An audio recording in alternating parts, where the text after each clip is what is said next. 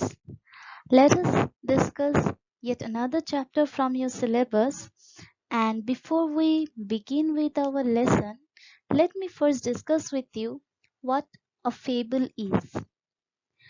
Now, technically, the definition of the fable might not be known to you, but all of you have read such stories. What is a fable? A fable is a story, often with animals as characters, that conveys a moral. Now, when you were a child, or even now, many of you do read Panchatantra tales or tales from Aesop fables, right? Where you see the animal characters are playing the roles as if they are human beings. They are talking, they are laughing, they are smiling. You will see the story, you will read the story as if the animals are behaving like human beings. Okay, so such stories are called fables, and there is a particular purpose for that. What is that purpose?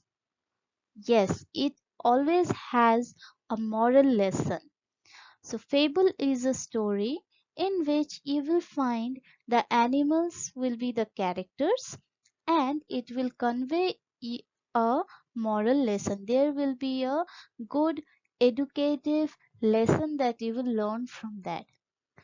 Okay, from Panchatantra tales, you have read many of the tales. In the next slide, I shall show you a picture from which you have to guess which fable is that. Okay, let us proceed. Can you guess the fable, students? Yes, very good. The tortoise and the hare. All of you know this story. All of you have read this story, right? Now, your activity will be you can write the story that is there that you can guess from this picture. So, compose a good story by guessing the plot line and guessing the story from this picture. That will be your writing activity. All of you are very much familiar to the storyline, to the content of the story of this fable, the tortoise and the hare. Now you will have to write it down. Okay, write it in your own words. Give a proper moral lesson, give a proper moral at the end of the story. Don't forget to give the title. Let us proceed. In your class 8 syllabus, there is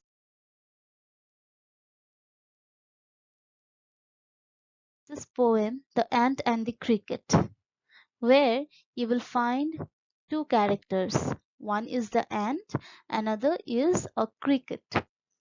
And it is a fable. It is an example of fable. Why? Because if we go by the definition, if we go by the meaning, in a fable, we will have the animals or the creatures as the characters, and there will be a moral lesson given into it, right? So the ant and the cricket, this poem is an example of fable. Let us first read the poem.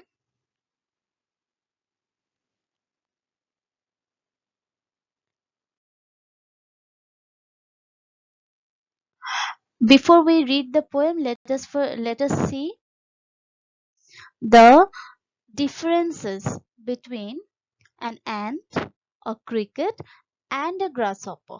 All of you have seen all these creatures. You have definitely seen an ant, you have definitely seen a cricket and a grasshopper. Now, why did I include the pictured or the differences between a cricket and a grasshopper? Because in the same curriculum, in the same syllabus, you have another poem that is on the grasshopper and the cricket. So you need to understand the difference between a grasshopper and a cricket. It is for your uh, knowledge enhancement also. You can even go to your biology books and see whether you can identify the parts of these creatures or not. That is the organs of these creatures.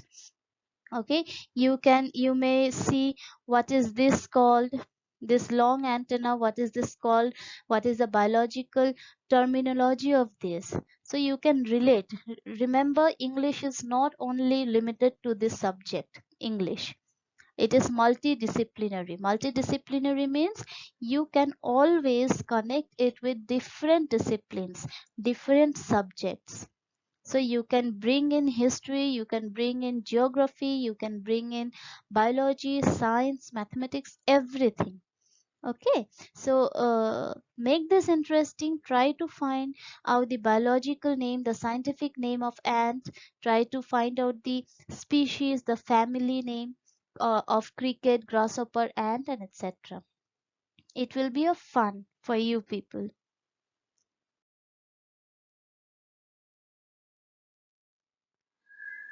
Now see, these are the word meanings that are there in the poem.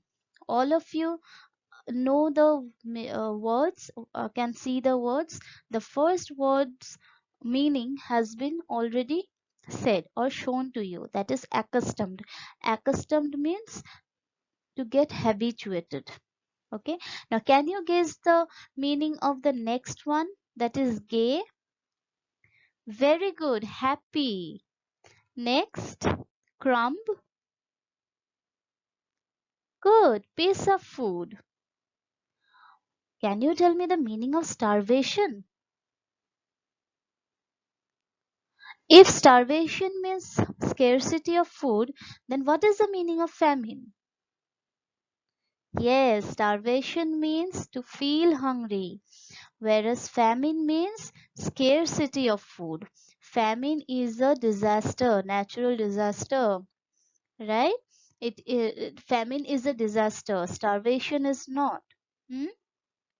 Now, what is the meaning of quote? Very good. Said. For example, we say, thou art the God. Thou means you. Where art thou? A-R-T. A-R-T means A-R-E. Where are you? These words were used in the olden times. Hence, these are the Old English words. Similarly, quoth means quote. Quote. Quoted. Okay. Hence, quoth means to said. It is an Old English use. And warrant means to say something as true. I will warrant that this fact is true. Clear? Very good. You can pause the video, you can look at the word meanings and write them down in your exercise copy. Let us proceed with the text of the poem. Read the poem along with me. It will be a fun. The Ant and the Cricket. A silly young cricket, accustomed to sing through the warm sunny months of gay summer and spring, began to complain when he found that at home his cupboard was empty and winter was come. Not a crumb to be found on the snow-covered ground, not a flower could he see, not a leaf on a tree. "Oh, what will become," says the cricket, "of me?" At last, by starvation and famine made bold, all dripping with wet and all trembling with cold, away he set off to a miserly ant, to see if, to keep him alive, he would grant him shelter from rain and a mouthful of grain. He wished only to borrow, he would repay it tomorrow. If not, he must die of starvation and sorrow. Says the ant to the cricket, "I am your servant and friend, but we ants never borrow, we ants never lend. But tell me, dear cricket, did you lay nothing by when the weather was warm?" Quoth the cricket, "Not I. My heart was so light that I sang day and night, for all nature looked gay." "You sang, sir, you say? Go then," says the ant, "and dance the winter away." Thus ending, he hastily lifted the wicket and out of the door turned the poor little cricket. Folks call this a fable. I will warrant it true. Some crickets have four legs and some have two. This poem has been adapted from Aesop's fables. Now, students, you must understand or know the difference between adapt and adopt. ADAPT, ADOPT. Adopt means to adjust to some new environment. Adapt means to take from something, extracted from something. Okay, don't get confused. Do not ever write adopted from Aesop's fables.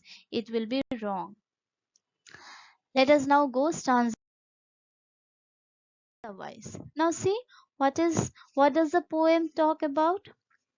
There was a silly young cricket who spent the happy days of summer and spring by simply singing. Okay, so when the time was right for the cricket to collect food to store food for the winter, he did not do so. And instead, what did he do? He simply wasted his time by merrymaking, by singing, by doing playful activities. Okay, and then when the winter came, he began to complain that he has got no food to eat, or he does not have any sufficient food to sustain the winter season. So it happens with us also when we find that we are in hurry to complete this. We often think that why didn't we do this work earlier when it was time.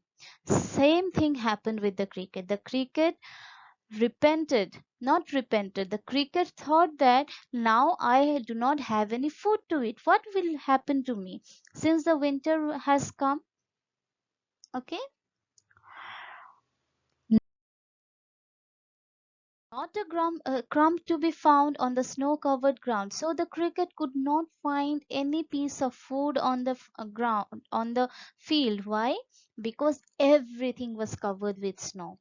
Nor could the cricket get a flower or leaf in which he could put some bite on, because everything was frosty, everything was snowy. And then the cricket got very terrified and worried that what will happen to me if I do not get food? I will die. So what shall I do now? And then,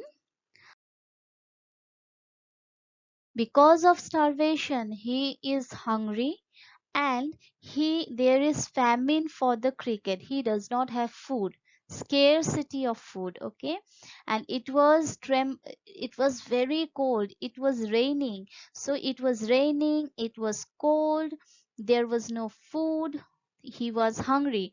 All these factors compelled the cricket to go to the miserly ant. Now, what is the meaning of miserly? Someone who does not want to share his belongings or his things. Okay, and why did the cricket go to the ant?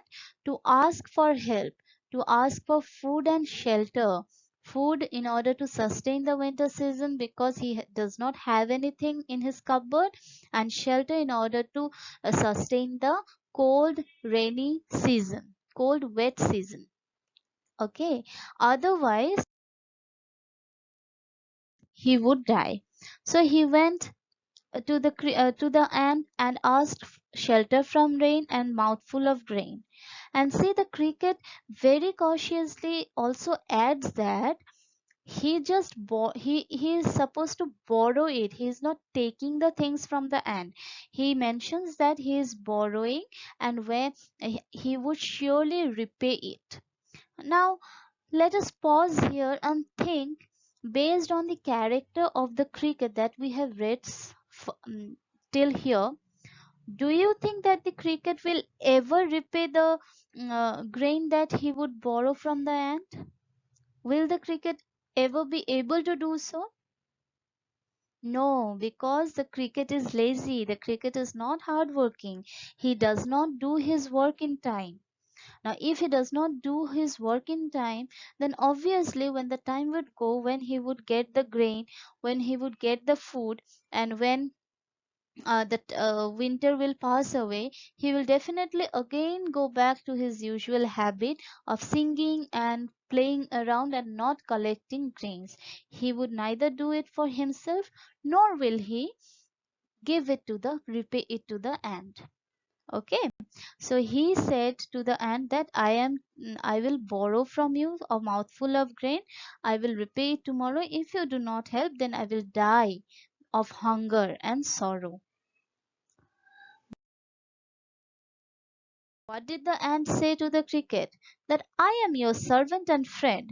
It is true that I am your servant, I can serve you, and I am also your friend. But we ants have got some principle. And what is the principle? That ants never borrow, nor do they lend. So you will also see another characteristic, that if you put play in your room in this way, if you put a pinch of sugar in a corner of your room, you will see within maybe 30 minutes that not only one ant but many ants have come there to collect that. They are not eating it, they are taking it, transporting the food to their hill or to their nest. So what characteristic do you get from here? Yes, hardworking. And what else? Very good. They have a very strong bonding among themselves. Strong unity is there. United we stand, divided we fall. The ants always work in unity, just like the bees. So the ant says that we never borrow and we never lend. Then the ant asked the cricket that did you not store anything when the weather was warm, when it was spring and summer? Did you not collect food for yourself so that you can you can pass the winter? Then the cricket said, not I, that I did not do that. I was busy in singing and merrymaking. I was busy in spending my days singing day and night, because his heart was very light. That means he was very much happy, very much cheerful, because all nature looked very happy, for all nature looked gay. And listening to this response, the ant was very much shocked that when there was time, you simply wasted your time by singing and dancing, singing and merrymaking. Then go now, dance the winter away. That means that since you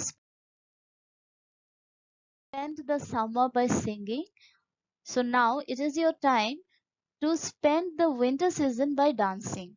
Go and waste the winter season by dancing. And thus, hastily he lifted the wicket, and what did the ant do? The ant kicked the cricket out of the hill, out of the uh, little nest that the ant had.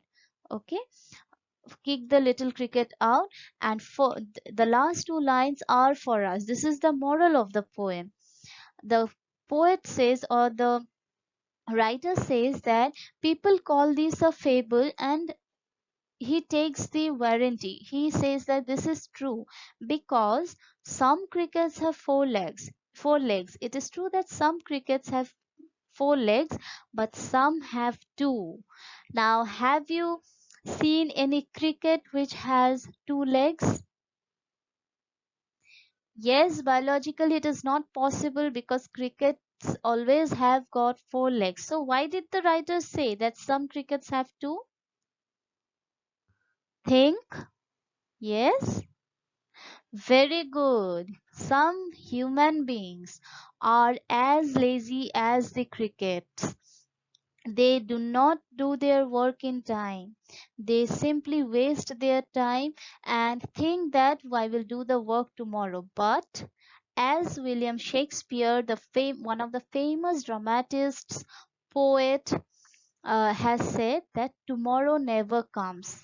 Tomorrow and tomorrow creeps in a petty pace. Always remember, tomorrow never comes. If you keep your work for tomorrow, then when the next day will come, you will say that I'll again do it tomorrow. You will postpone it. So that is what the poet is saying.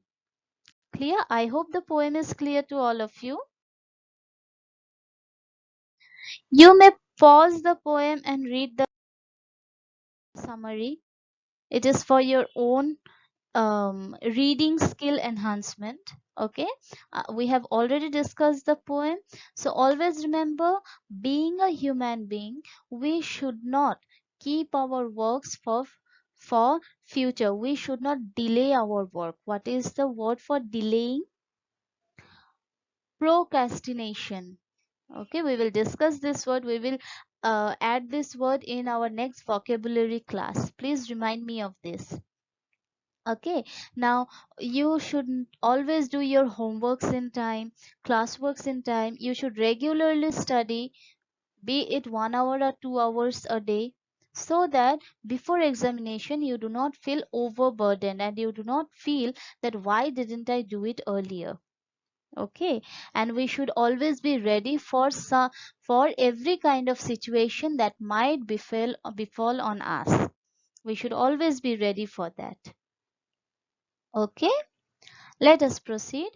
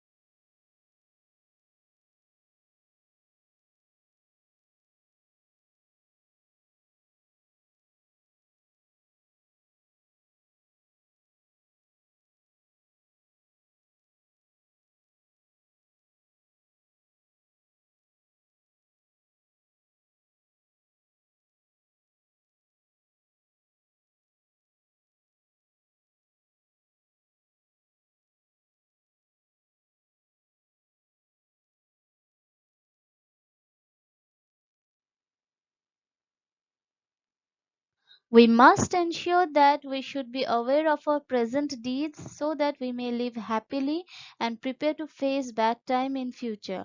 We should follow the work culture of an ant. We should be hard working. Okay? Hard work is the key to success. This is the moral of the poem. Never think of short work or never shortcut or never think that uh, I'll just take the notes from my friends and I will pass. Don't do that. Then you might be passing the examination that you were sitting now. But in the long run, this is a very, very wrong step for your life. If you start doing hard work and smart work, then only you can have success in your lives. Okay. Now these are the extract based questions from the first stanza.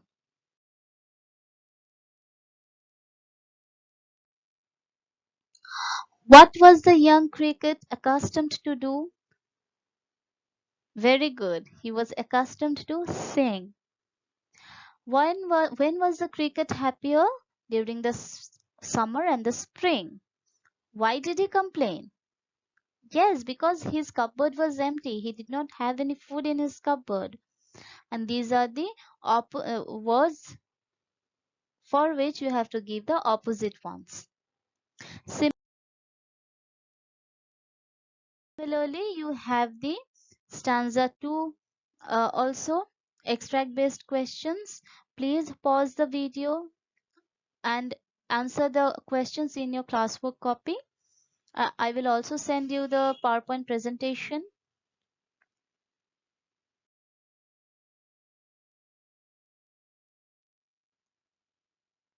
What made the cricket bold?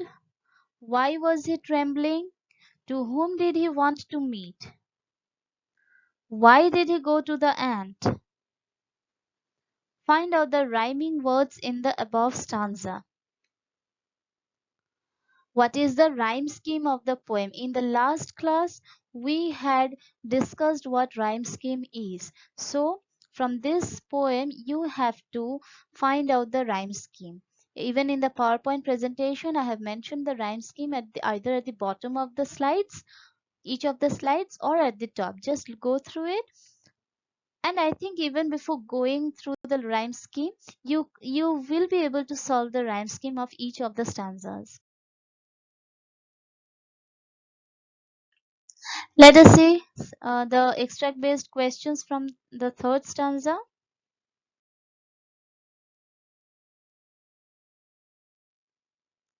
What did the ant tell the cricket? What did the ant ask the cricket? So in the first one, you have to write about the principle that the ants follow. And in the second question, in the second answer, you have to write what did the ant inquire about? Yes, very good. That if he had not stored anything during the summer and the spring season, how was the weather? So in summer it was very happy, and in winter it was very wet and cold. Did the cricket get any food from the ant? No. This is the last stanza. How did the ant behave with the cricket? What do the folks call this story? Very good, fable. What does the last word some refer to? Yes, very good. Some refers to those persons who do not do their work in time, who are not hardworking, and who are too lazy to work. And here also you have to find the rhyme scheme. Then we have got true and false. All of you must solve these questions and see in your and write in your classwork copy.